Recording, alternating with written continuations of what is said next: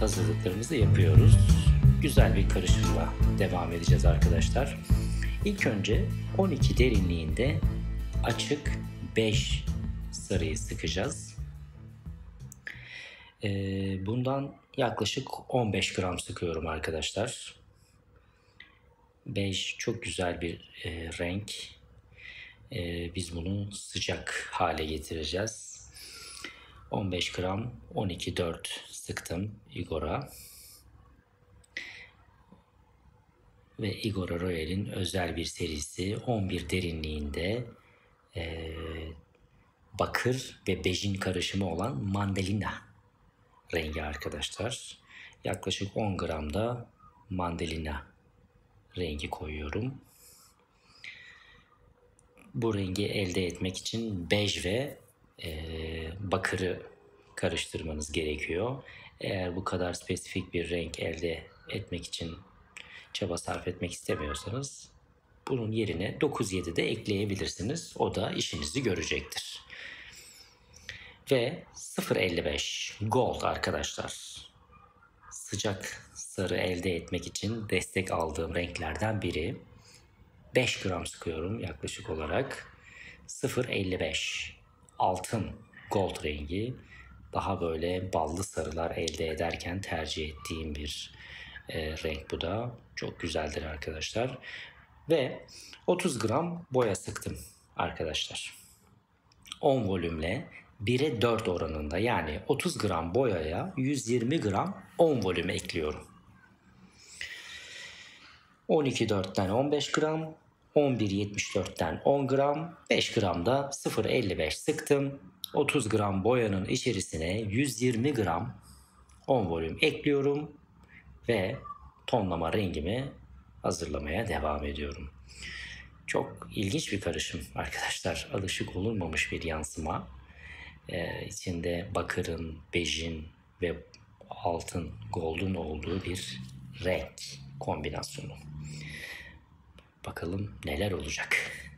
Evet, geçiş işlemimiz bitti ve şu anda balya tonlama işlemine geçiyoruz. Bakın geçişler diplerden nasıl görünüyor arkadaşlar. Yumuşak bir duman efekti verdi. Hatta biraz da küllü görünüyor. Biz bu vereceğimiz renkle onu dengeleyeceğiz. En uçlarında arada paket yapmadığım yerler vardı. Onlar bayağı sıcak görünüyor ama hiç sorun değil. Zaten sıcak bir renk yapacağım için hepsi birbiriyle homojen bir biçimde kaynaşacak ve bir harmoni yaratacak. Dengeli bir sonuç elde edeceğiz. Bu aşamada genelde çok korkuluyor ama hiç korkacak bir şey yok. Ne yaptığınızı biliyorsanız endişelenmeye gerek yok arkadaşlar. Evet, bakın dipler ne kadar temiz ve güzel balyaj olmuş.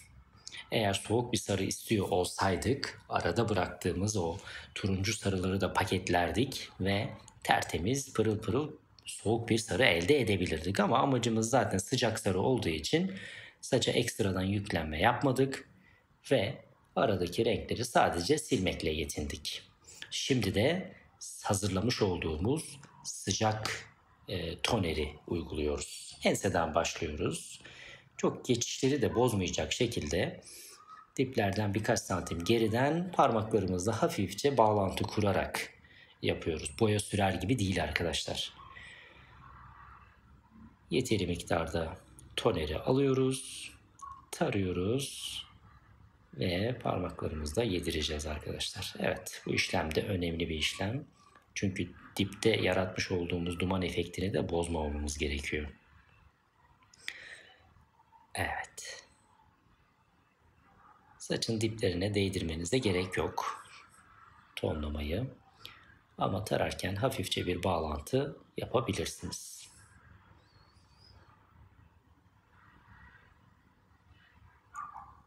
Evet, yaklaşık 1,5-2 santim kalınlığında tutamlar halinde sürüyoruz. Saçın öncesinde saça bir şampuan yaptık, saç kremi yaptık. Normalde krem pek önermezler ama sorun değil arkadaşlar. Yumuşak olması bizim için konfor sağlıyor. İstenilen sonuca da götürüyor. Hiç korkmanıza gerek yok. Yok saç renk almaz vesaire gibi düşünceler var. Hiç gerek yok arkadaşlar. Saçınızı yıkayın, yumuşatın, güzelce tarayın ve tonlamanızı hazırlayın, sürün.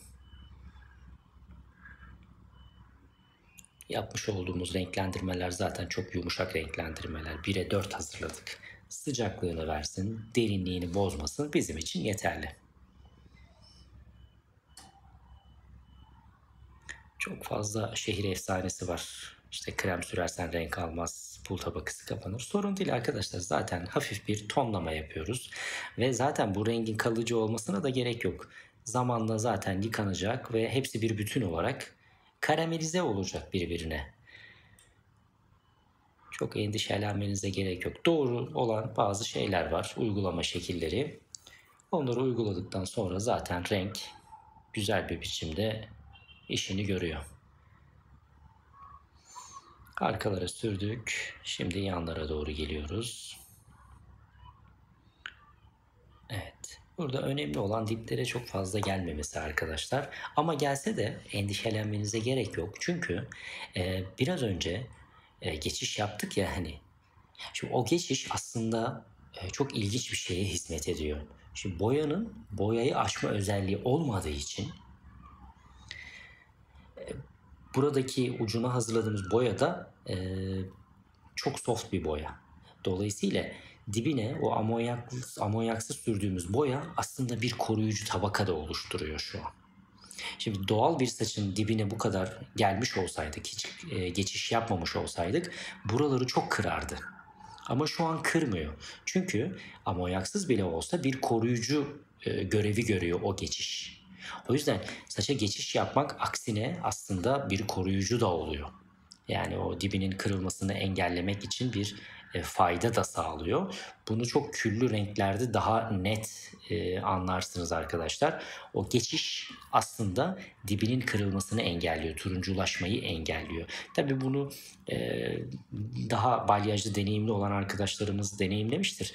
Bu çok ilginç bir detay arkadaşlar. Kimisi geçişten korkuyor ama geçişin aslında doğal saçı koruma özelliği var. Yani şimdi siz bu işlemin aynısını geçiş yapmadığınız bir saça sürmüş olsaydınız o diplerde turunculuk, sıcaklık olacaktı. Geçiş onu şu an engelliyor. Tabii yani bu çok güçlü bir boya değil. 12 bazında bile olsa 1'e 4 ve 10 volüm ve ıslak saça sürüyoruz. Onun da tabii ki etkisi var. Ama burada geçiş bize çok çok güzel bir fayda sağlıyor arkadaşlar. Koruyor. Balyaj işlemleriniz ne kadar şey olursa çok çok yapılırsa bu detayları daha fazla fark etme olanağı sağlıyor. Sizler de deneyim kazandıkça ne demek istediğimi anlayacaksınız. Evet. Tonlama işlemimizi de bitirmek üzereyiz.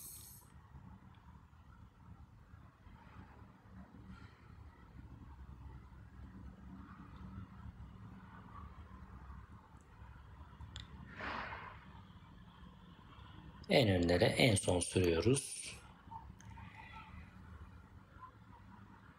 Burada şöyle bir şey yapacağız arkadaşlar. En dipleri biraz küllüydü ya hani en ön kısımları. Sürdükten sonra şöyle tarağımızla hafifçe bir geçiş yapıyoruz. O küllülüğünü hafifçe alacak ve bir kombinasyon sağlayacak, bir sıcaklık yapacak. Yani eğer oralarına sürmezseniz ve yaklaşık 10 dakika bekleyecek. Oralara sürmezseniz bu sefer dibi küllü, ön tarafları için diyorum. Küllü, sonrası sıcak bir sarı olacaktı. Böyle yeni boya sürmeden tarakla hafif böyle geçişler yaparak o geçişten dolayı soğumuş olan ön çerçeveyi bu şekilde hafifçe dengelemiş oluyorsunuz arkadaşlar. Ama çok abartmıyoruz tabii ki. Direkt fırçayla boyayla sürmüyoruz da hafifçe o boyayı şu şekilde yedirerek bir denge sağlıyoruz. Uçlarına da kalan tonerimiz varsa bol bir şekilde sürüyoruz. Ne kadar bol sürülürse uç kısımlarına rengi o kadar net verecektir. Evet ve yaklaşık 10 dakika bekledikten sonra tonlama işlemimizi de sonlandıracağız. Bakın rengimiz burada görünüyor. Hadi bitti bakalım. Şimdi saça koruyucularımızı sürüyoruz ve rengimize bakacağız. Bakalım neler yapmışız. Bakalım beğenecek misiniz? Uzun bir video oldu ama çok faydalı bilgiler içeriyor arkadaşlar. Umarım sizlere de fayda sağlar. Evet, saçın önlerini kurutuyoruz şimdi.